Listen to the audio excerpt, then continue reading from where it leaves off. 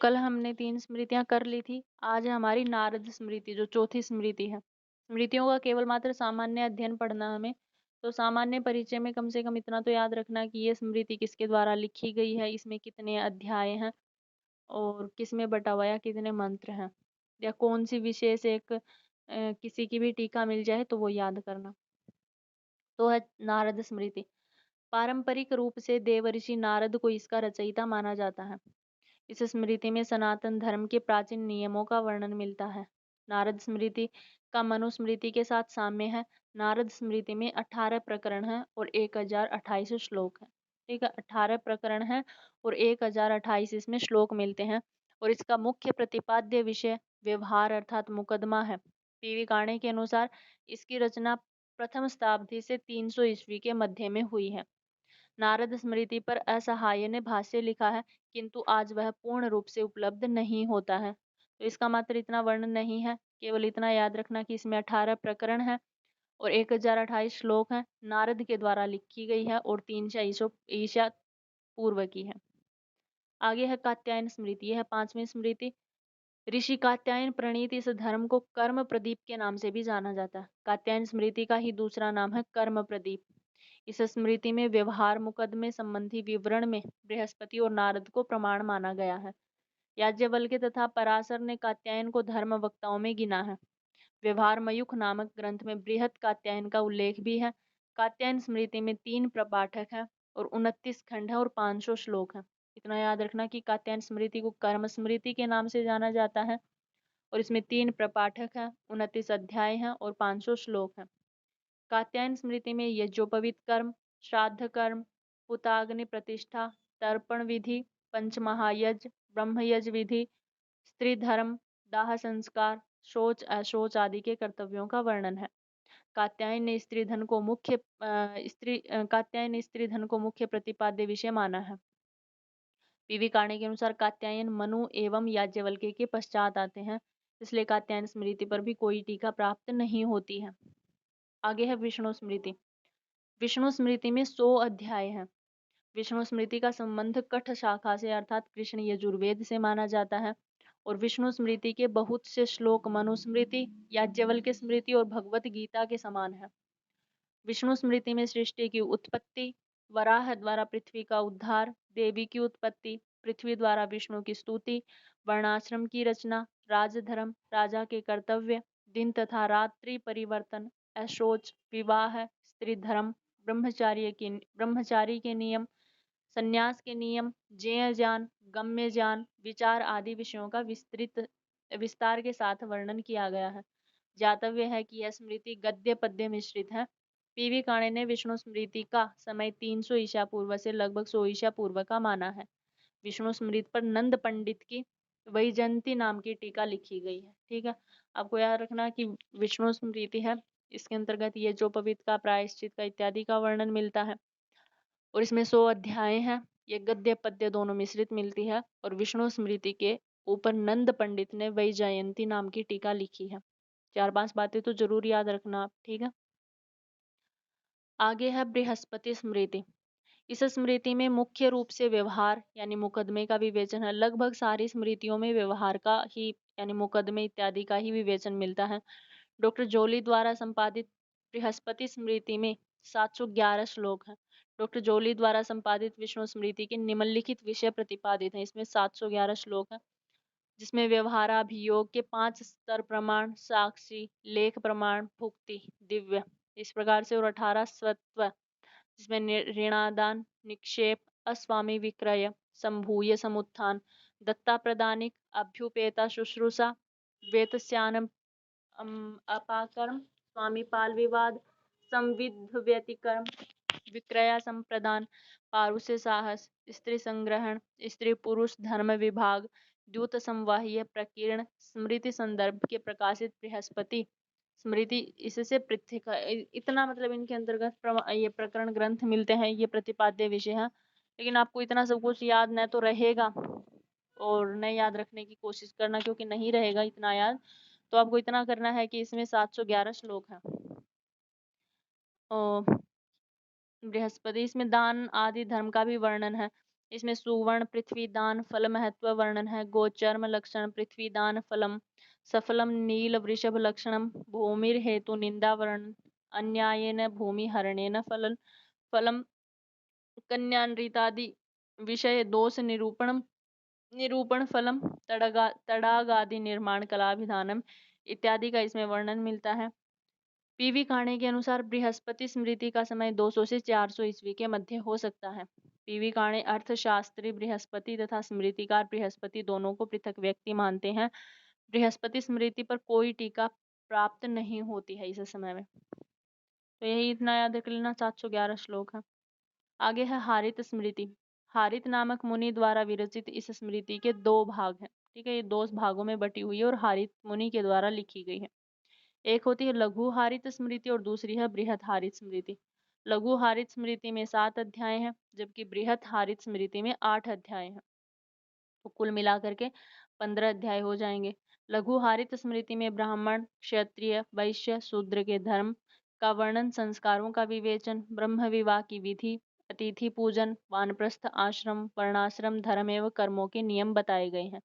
जबकि बृहत हारित स्मृति में 8 अध्याय हैं और उसमें पंच संस्कार, वैष्णव संप्रदाय की दीक्षा, मंत्र विधान, भगवत समाराधन विधि, तामस देवताओं का वर्णन, राजधर्म, संसार से मुक्ति का उपाय, पूजन, जप, उपासना, पापों का वर्णन, प्रायश्चित का वर्णन, विष्णु पूजा आदि का विवेचन मिलता है।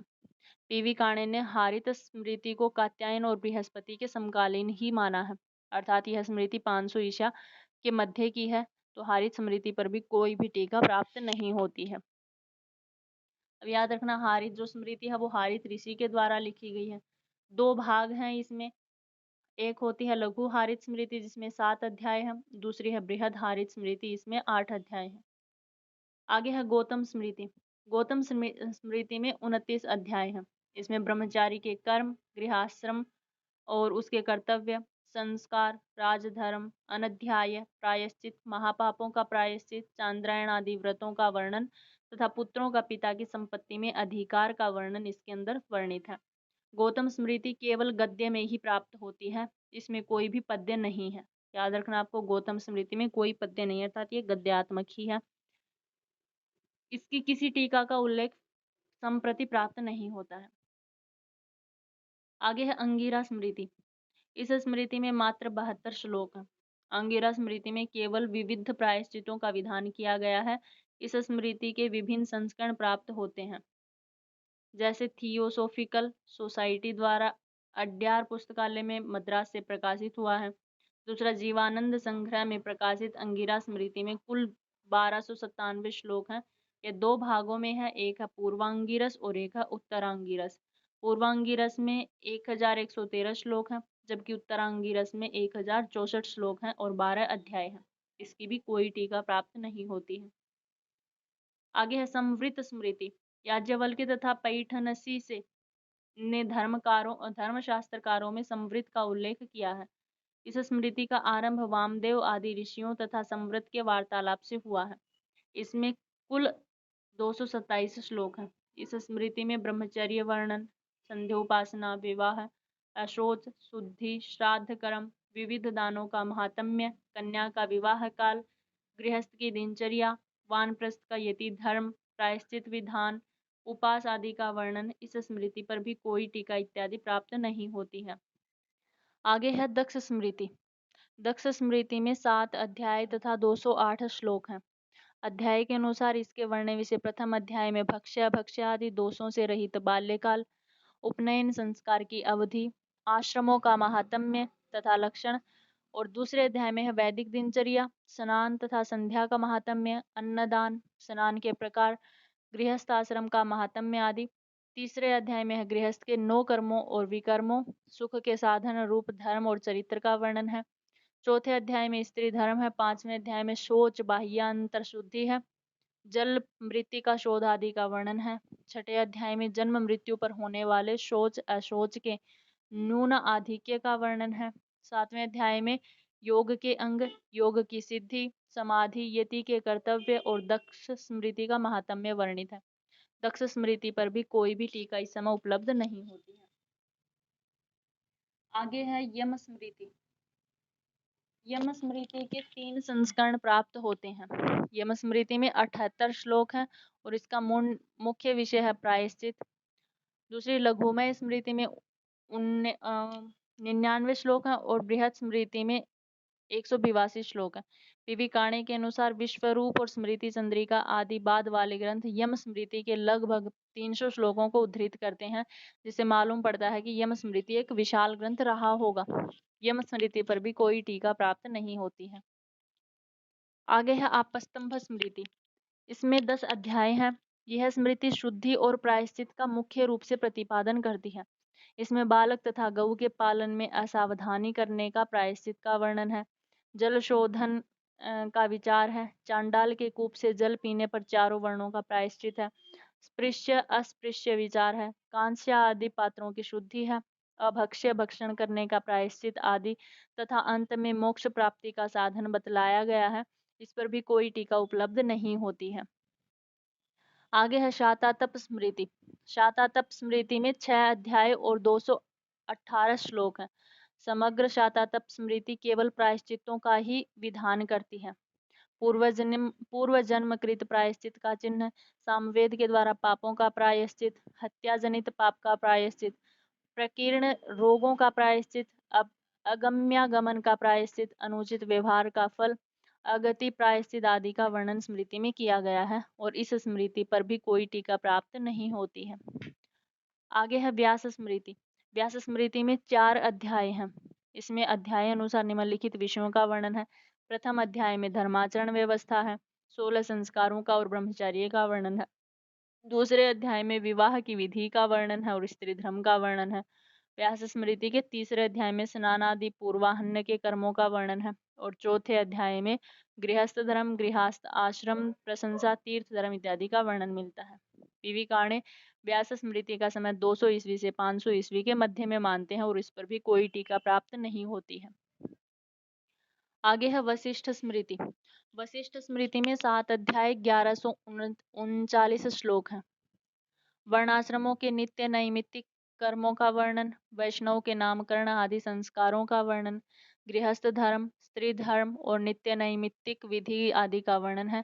7वें अध्याय में विष्णु के परम पद का वर्णन है और इस स्मृति पर भी कोई टीका प्राप्त नहीं होती है।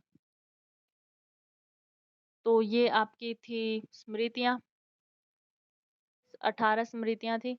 18 ये हमारी सामान्य स्मृतियाँ हैं। सामान्य स्मृतियों का हमें परिचय पढ़ना था। तो इतना तो याद करना कि इनके कितने श्लोक हैं, किसने लिखी है। समय तो लगभग सबका 200, 300, 500, 200, 300, 500 के बीच का ही है। ज़्यादा समय तो किसी का है नहीं।